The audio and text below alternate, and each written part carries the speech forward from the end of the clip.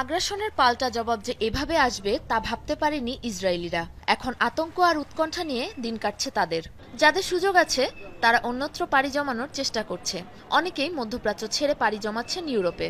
সেখানে জমি কিনতে রীতিমতো হুলস্থুল অবস্থা।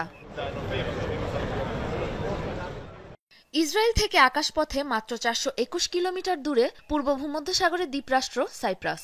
ইরানের মিসাইলের তাড়া খেয়ে দেশটিতে অবস্থান নেয় ১২,০০০-এরও বেশি ইসরায়েলি। যুদ্ধবিরতির কারণে ধীরে ধীরে ফিরছে নিজ আবাসে। তবে সাইপ্রাসে আবাসন খাতে ইসরায়েলিদের বিনিয়োগ বেড়েছে ব্যাপক হারে। ফিলিস্তিনের পরিণতি ভাবাচ্ছে সাইপ্রাসবাসীদের। দেশটির বামপন্থী রাজনৈতিক দল আকেল এরই মাঝে দেশ হাতছাড়া হওয়ার শঙ্কা প্রকাশ করেছে। তাই জমি বিক্রয় ও মালিকানা হস্তান্তর বিষয়ে বাসিন্দাদের সতর্ক হওয়ার পরামর্শ দিয়েছে দলটি। এ বিষয়ে সরকারকে উদ্যোগ নেওয়ার আহ্বানও জানিয়েছে আকেলের মহাসচিব। আমাদের দেশ বেদখল হতে খুবই সূক্ষ্মভাবে করা একটি পরিকল্পনা দেখতে পাচ্ছি। ইসরায়েলিরা সাইপ্রাসে বিশাল জমির মালিকানা নিচ্ছে। অচিরেই নতুন ইসরায়েলের পরিণত হতে যাচ্ছে সাইপ্রাস। দ্রুত এই বিষয়ে সতর্ক না হলে নিজের দেশেই শরণার্থীদের জীবন কাটাতে হবে আমাদের। ইসরায়েলিদের আগমনে শেষমেশ ফিলিস্তিনের মতো পরিণতির শঙ্কায় সাইপ্রাসবাসী।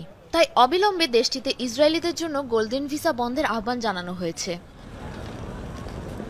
সাবরিনা নুসরাত, যমুনা নিউজ।